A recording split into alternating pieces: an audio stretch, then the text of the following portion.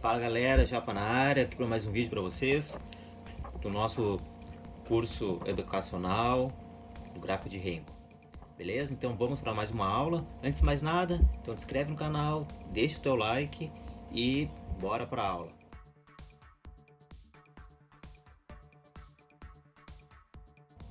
Vou tentar fazer esse vídeo bem pausado. Se tu achar que tiver uma velocidade muito lenta, clica aqui, clica por aqui e dá uma acelerada no vídeo. E eu vou tentar ser bem objetivo, beleza? Então vamos para mais uma aulinha. Nossa aula de hoje será sobre estratégias operacionais para usar com o gráfico de Renko. Vamos começar a abordar assuntos relacionados ao uso de estratégias com o gráfico de Renko. Não vou passar e apresentar estratégia. Calma. Vamos ver um pouco mais uma base e aí a gente vai direto ao ponto nas estratégias, tá? Não vou querer te enganar para te segurar até o final do vídeo. Mas é importante saber alguns pontos que eu vou apresentar aqui nesse vídeo. Então vamos aqui para a tela. Vamos falar um pouco de estratégias e setups. Até esse termo aqui, ó, estratégias ou setups, eu deixei os dois porque eu tentei até fazer uma pesquisa. Qual é a diferença de estratégia e setup, né? Não sei se tem uma diferença, no nosso meio acaba misturando bastante. Então vamos trabalhar aqui como estratégias ou setups. Basicamente, né, um setup é um conjunto de regras que vai determinar uma entrada de uma operação no gráfico. E chamamos de setup porque ele utiliza sempre um padrão que vai nos dar o sinal para entrar nas operações. Então, se a gente tiver um conjunto de padrões, de regrinhas, de condições, a gente vai chamar isso de um setup. Que eu estou dizendo que a gente vai ter vários setups relacionado a algumas estratégias. A palavra-chave então aqui é regras. E por que a gente precisa ter regras e seguir bem um setup bem definido? Se a gente não tiver critérios para entrar e sair do mercado, vai acabar abrindo operação, abrir e fechar na sorte e deixar que o emocional nos diga a hora de sair da operação ou não. Então é importante a gente ter isso bem definido. Olha só, nenhum setup é o santo grau do trader. Isso quer dizer o quê? Que nenhum setup é infalível. Nenhum deles vai te dar as melhores entradas, as melhores saídas e sempre vai te deixar no lucro. Até porque se tiver isso realmente, acho que quem tem isso não vai estar divulgando, nem tem preço para oferecer essa resposta. Então é interessante no nosso operacional a gente testar várias estratégias, um pacote de possibilidades de entrada no mercado e testar elas para ver se realmente são lucrativas de acordo com a nossa estratégia de entrada e saída. Um setup ele vai ser um joguinho de regras que nem eu citei aqui em cima, só que fique bem claro, né? Duas pessoas podem utilizar o mesmo setup, só que uma pode sair no lucro e outra no prejuízo. Interessante isso, né? Então, duas pessoas têm o mesmo setup, entram no mesmo sinal, na mesma condição, no mesmo padrão do mercado. Só que uma sai no lucro e outra no prejuízo. Isso vai acontecer muito por conta de um plano de trade e um gerenciamento de risco de cada operação. Eu acho que isso aqui é fundamental, independente do tipo do gráfico, ter isso bem claro e definido. O foco dessa aula não é ensinar a fazer plano de trade e nem gerenciamento de risco de operação. Dá uma olhada no Google, no YouTube, tem vários vídeos e algum deles vai se enquadrar com a tua realidade financeira, principalmente, e também emocional. Tá? Setup é setup, a gente tem que seguir ele. Se tu colocou o teu setup no teu plano de trade, no teu operacional, tu tem que seguir rigorosamente o sinal do setup, daquilo que tu definiu na tua estratégia. Tu não pode fugir dela, senão tu vai sair da estatística da tua estratégia, do teu setup. O trade aqui, para a gente operar, tem muito a ver com estatística. Nada vai ter 100% de acerto, mas se a gente tiver muitos setups, operações com uma taxa de acerto alta, é bem provável que a gente se mantenha mais tempo nas operações no mercado e perder pouco dinheiro. Junto do plano de trade, é interessante que cada um tenha um plano diário, tem que ter uma meta diária, semanal e mensal, e também definir seus limites de perda. A gente só pensa em ganhar, mas a gente tem que saber que tem perdas também. Se a gente só analisa no dia, é muito complicado. Mas se a gente, por exemplo, inicia uma semana, um primeiro loss no primeiro dia, porque a gente tem ainda mais 4 dias da semana para dar virada. Então a gente não pode se abalar no primeiro dia das operações. A gente só vai ter uma condução boa da nossa performance se a gente tiver um plano diário, semanal, revisar o que a gente fez errado no dia, revisar o que a gente fez de errado na semana e ver como é que foi o fechamento do mês. Outro ponto importante que aí tem a ver com gerenciamento de risco é a relação risco-retorno das operações, que é o famoso 3-1, 2-1, ou seja, quanto que eu ganho, quanto que eu estou arriscando perder para ganhar, ou também pode ser o outro lado, quanto que eu quero ganhar e quanto que eu estou disposto a perder. Então, se eu tiver uma condição ideal, o que seria uma condição ideal? Aquela que todo mundo cita, né? Principalmente os teóricos falam, se eu tiver uma relação de 3-1, ou seja, eu aceito perder 1, desde que eu ganhe 2 ou 3 vezes aquilo que eu estava disposto a perder. Por exemplo, se aqui nessa operação, vamos considerar que a gente estava em uma movimentação de alta e eu tive aqui uma viradinha de box, tá? Então, numa relação ideal, vamos falar aqui de 3-1. Faço uma entrada aqui. E o meu risco da operação está fora da saída da virada de box. Então, se eu entrei aqui na venda,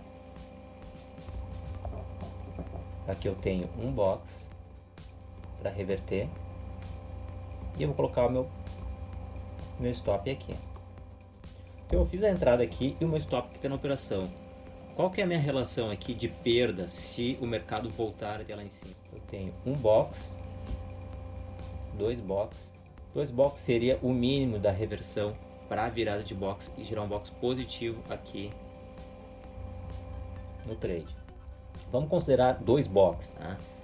O ideal mesmo seria colocar o stop atrás da última velinha, no último pavio. Então, se eu quero uma relação de 3-1, estou disposto a perder aqui 2 box, eu vou ser estopado aqui, então eu preciso ganhar 3 vezes mais que isso, 6 box. Então eu tenho 1, 2, 3, 4. Veja que nessa operação aqui eu teria um respiro ainda do mercado, ó. Ele teria voltado ainda um pouco para depois voltar a cair e a partir deste ponto pegar mais 1 e mais 2. Eu ia pegar 6, 1, 2, 3, 4, 5, 6. Eu teria que esperar o alvo em 6 boxes da operação. É uma operação muito longa, tá? 3-1 é uma operação muito longa. Então, por isso, a gente pode utilizar uma relação menor, 2-1, já é bem interessante. Uma relação boa, 2-1 ou então 1-1. Se a gente fizer a mesma entrada aqui, agora verdinho, tá? Vamos considerar o mesmo stop de 2 box, tá? Então, aqui, ó, 2 box. Uma relação 2-1, eu vou perder 2 box para ganhar 4. Então, eu tenho 1, 2, 3, 4. Então, a minha saída teria saído aqui. Pois eu aceitei perder 2, mas vou ganhar o dobro. Então, a longo prazo, se eu tenho uma relação 2-1, se eu fizer 2 operações e uma sair no lucro e outra no prejuízo, eu ainda saio positivo no dia. Percebem? Porque eu vou ganhar mais vezes do que eu vou perder. Posso também usar uma relação 1-1. Fazendo a mesma entrada aqui, eu sei que o meu stop na operação está aqui e correspondem a 2 box. Eu teria que esperar 1, 2. Porque eu tenho a mesma distância aqui em cima. 2 com 2. Note que se eu fizer uma relação 1-1, se eu fizer 3 operações, 2 de ganho e uma de perda, eu saio com uma relação de uma operação vencedora. Se eu ganhar a primeira operação e perder a segunda operação, eu fico no 0-0. Então é uma relação mínima aceitável, eu acho, para que a gente consiga se manter no longo prazo, tá? Uma relação 1 para 1. Podemos fazer o que também? Uma condição dessa de relação 1 para 1, eu faço a minha entrada, por exemplo, com 2 contratos.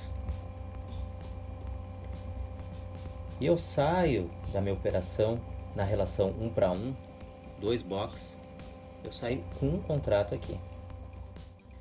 A partir desse ponto, como eu fiz uma realização parcial,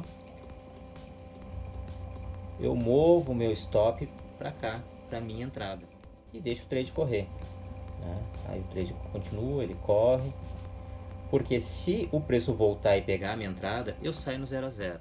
Então é uma condição de stop 1 para 1, de relação 1 para 1, que se eu pegar uma tendência, eu vou colocar uma parte no bolso e vou reduzir o risco da operação.